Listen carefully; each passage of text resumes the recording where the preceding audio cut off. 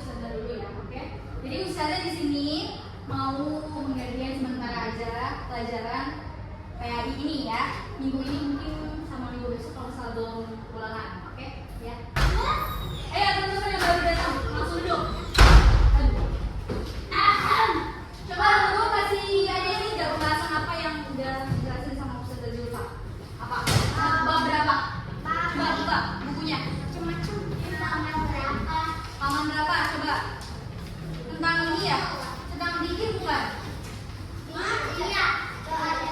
Bukan yang zikir ya? Udah dijelasin? Belum. Belum? Udah. Udah belum? Belum kan? Oke, buka semuanya halaman 145. Ya, ayo buka 145. Buka 145. Udah? Udah? Belum, ayo buka dulu 145. Ya, oke. Udah tunggu. Belum? 145.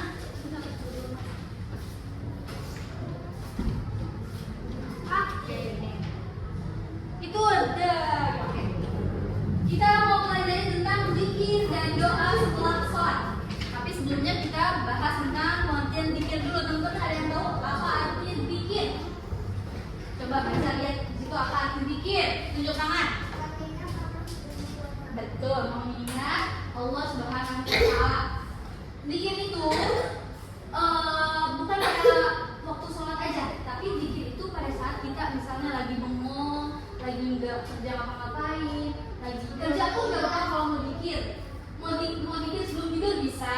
Karena apa? Zikir itu bisa menenangkan kita, bisa buat kita tenang. Karena dengan kita mengingat Allah, dengan kita berzikir sama Allah, kita bisa dikenal sama Allah, bisa diingat sama Allah. Oke? Terus dilanjut. Zikir itu teman-teman ada yang tahu nggak? Bacaan zikir itu apa aja sih? Tasbih, tahmid, terus betul. Takbir, betul. Apalagi istighfar. Gimana kalau istighfar bacaannya kayak gimana? Terus kalau tahmid bacanya gimana? Alhamdulillah, betul. Kalau tasbih Subhanallah. Terus kalau misalnya bacaan takbir gimana takbir? Benar. Kalau Allahu Akbar apa sih artinya teman-teman? Allah besar. Mengalir buat kita semua.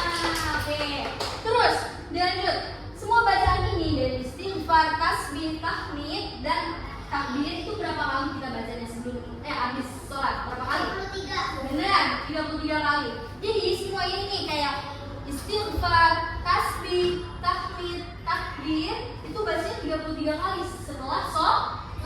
Teman-teman di sini ada nggak yang setelah sholat tapi dia nggak zikir, langsung kabul? Ada nggak? Habis sholat? Siapa di sini? Nah, besok habis sholat. Iya, itu apa boleh?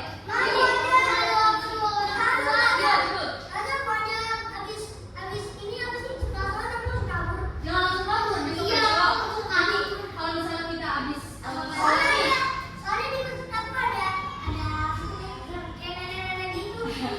oke, nggak apa-apa.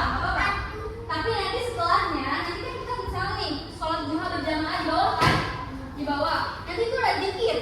Teman-teman harus ikutin zikirnya. Mau itu zikir, doa, tahlil semua harus diikutin. Iya, nggak apa-apa, doa juga. Zikir dan doa ini kita lagi ngebahas tentang zikir dan doa. Sekarang kita lagi bahas tentang zikir dulu. Jadi teman-teman, kalau misalnya setelah sholat nggak zikir itu sama aja teman-teman kayak ya udah sholat aja mau pakai zikir, kita nggak diingat dulu sama Allah. Jadi gimana caranya buat diingat sama Allah? Ikut ikut zikir dulu.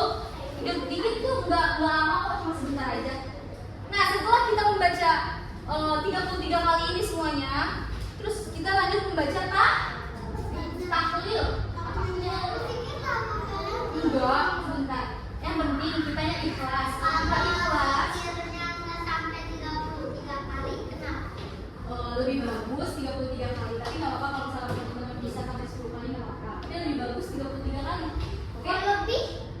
bagus banget lagi. Terus setelah kita membaca istighfar, tasbih, tahmid, takbir, terus penutup zikirnya itu membaca tahlil. Apa bacaannya? Ada yang bisa lanjut bicara? Ya, terus lanjut. La ilaha illallah wahdahu la syarika lah, lahul mulku wa lahul hamdu yuhyi wa yumiitu wa huwa ala kulli syai'in qadir. Kalau misalnya teman-teman, iya, apa bagus. Kalau misalnya teman-teman, misalnya, ini kepanjangan, nih ada yang lebih pendeknya. Apa itu bacanya? La ilaha illallah. La ilaha illallah. Apa artinya la ilaha illallah? Teman-teman, coba lihat di buku. Apa arti la ilaha illallah? Benar, tidak ada Tuhan selain Allah. Nah, terus lanjut kita bahas tentang doa. Nah, doa nih, habis zikir, teman-teman udah kayak ismail banget sih zikir, habis itu langsung doa. Tapi manfaatnya banyak kalau misalnya kita ikut zikir, kita ikut doa. Karena apa? Kalian bisa minta sama Allah. Kalau misalnya kita mau doa, ya Allah, aku mau naik haji sama orang tua. Ya Allah, aku mau jadi orang sukses. Ya Allah, aku mau jadi orang kaya. Itu doa setelah sholat. Nah, Allah kasih kesempatan kita buat doa, kita berdoa. Jangan Allah kasih kesempatan kita buat berdoa, malah kita bercanda, malah kita langsung kabur ke kelas. Oke? Jadi setelahnya kalian kalau habis sholat berjamaah harus berzikir dan ikut doa. Kalau sholat diri juga apa? Oke, itu bagus. Apa?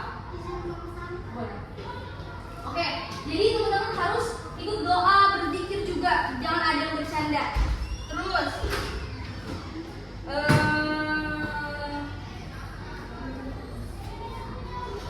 ada yang bisa baca Quran? Udah lancar Qurannya? Udah. Siapa kamu? Sama dia? Kamu baca coba surah Ghafir, bisa gak? Quran surah Ghafir ayat 60 nih, halaman 149. Coba buka teman-teman 149. Ya. Ya, terus?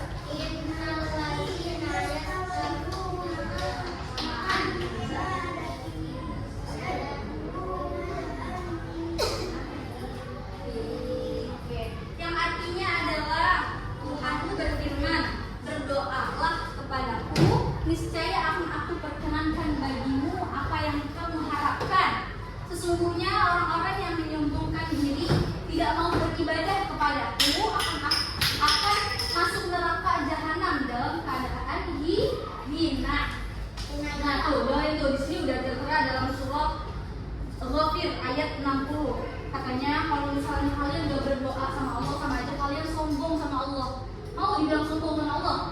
Enggak mau kan? Jadi alangkah baiknya kita berdoa sama Allah supaya Allah selalu ingat kita. Oh ini nih, siapa namanya? Yusuf. Muhammad Abdullah. Yusuf ya, Yusuf. Nah Yusuf nih, Yusuf sering berdoa. Berarti Muhammad Abdullah. Yusuf kan namanya? Muhammad Abdullah. Iya, Yusuf misalnya Yusuf sering berdoa. Nanti Allah bakal ingat nih Yusuf nih yang sering berdoa, yang sering minta sama aku. Jadi dia nggak sombong orangnya. Gitu ya? Bisa kan? Iya, tapi kalau sama kamu berdoa pasti Allah ingat terus. Ya, oke. Ya. Apa? Kalau anak sholat, kalau kayak gitu nggak usah boleh kayak nggak kenapa-napa. Tapi nanti Iya. mau bercanda ya? Bercanda. Tapi ntar habis itu nggak boleh bercanda ya Yusuf? Oke. Terus berdoa juga harus ada tata caranya. Teman-teman kalau berdoa itu di mana aja sih? Ayo di mana aja? Masjid. Di masjid. Kenapa? Tadi nggak pernah deh. Kamar mandi. Boleh coba nanti ya. Di kamar mandi jangan dong. Terus yang lagi? Boleh doa di kamar mandi. Boleh doa di kamar mandi. Nggak boleh. Allahu Akbar. Nggak boleh. Berdoa itu harus di masjid. Harus di, pokoknya nggak boleh di kamar mandi. Sebenarnya doa itu boleh di mana aja. Yang penting kita harus menghadap kiblat. Oh, berarti kita boleh di kamar mandi Nggak dong? boleh. Kalau di kamar mandi nggak boleh. Nah, kayak Karena kan kalau mandi itu kan kotor, tempat pembuangan Lembab. kotor kan. Jadi kita nggak boleh Lembab. berdoa. Lalu Ya, kita lembab. Terus bau kan, jadi nggak boleh. Kita boleh berdoa di mana aja. Enggak sih, kamar mandi aku juga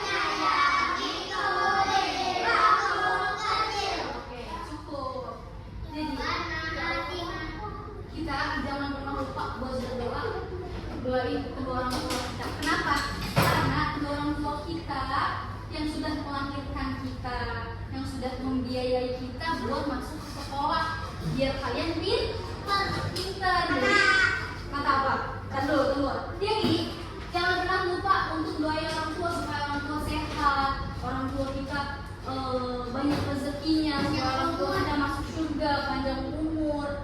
Itu ya. Karena orang tua kita sangat berjasa bagi kita. Ya.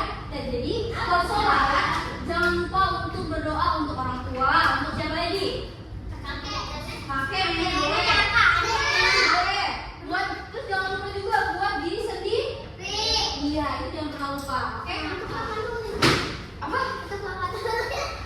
Ya, terus apa lagi ya? Kalau berdoa buat diri sendiri, misalnya kita mau sukses, mau sukses nggak? Itu doa itu termasuk doa buat diri sendiri nggak? Ya kan? Iya. Doa buat diri sendiri misalnya gimana? Coba doa buat diri sendiri. Semoga panjang umur, sehat, semoga sukses, semoga punya kerja banyak. Amin. Kayak gitu doa buat diri sendiri ya. Doa kalau terkabul alhamdulillah berarti Allah mendengar doa kita. Oke? Kalau enggak nggak apa nanti Allah kabul di lain. Oke? Hikmah zikir coba buka teman-teman halaman 153. Buka 153.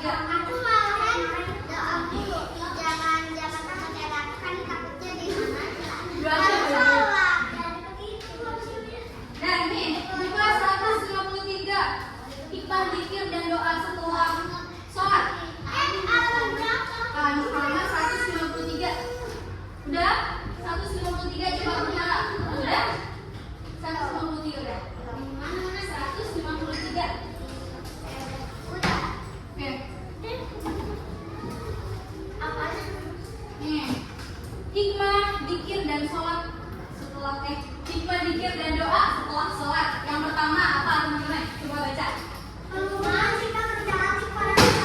Oke, menumbuhkan sikap rendah hati kepada sesama. Jadi hikmah zikir dan doa itu setelah sholat kita bisa merendahkan diri kita di depan orang lain. Merendahkan itu misalnya kita menang lomba. Misalnya kita menang lomba nih, terus dia nggak sombong, nih gue nih menang lomba, aku nih menang lomba. Jadi dia nggak sombong orangnya. Nah terus yang kedua nggak boleh. Yang kedua dijauhkan dari sikap sombong, takabur dari sama aja ya kayak gitu. Yang ketiga apa tuh? Coba teman-teman lihat. Hati menjadi tenang dan tentram. Iya, tenang dan tentram. Misalnya kita lagi panik banget, ini gimana ya, itu panik misalnya gara-gara itu. Kita jangan lupa zikir. Astagfirullah, Allah kayak gitu. Itu bagus. Nanti Allah bakal ingat kita terus. Terus yang keempat, terhindar dari perbuatan yang tidak baik karena kita selalu mengingat Allah. Terus yang kelima, menjadi orang yang pandai bersyukur. Tahu apa itu bersyukur teman-teman? Bersyukur itu kita kayak alhamdulillah kita punya rumah, alhamdulillah makan nasi. Pokoknya kita menerima apa adanya. Bersyukur itu menerima apa adanya, ya, menerima apa adanya. Itu nggak usah. Coba nyanyi. Coba 1, 2, 3. Bersyukur kepada Allah. Terus coba baca. Bersyukur kepada Allah.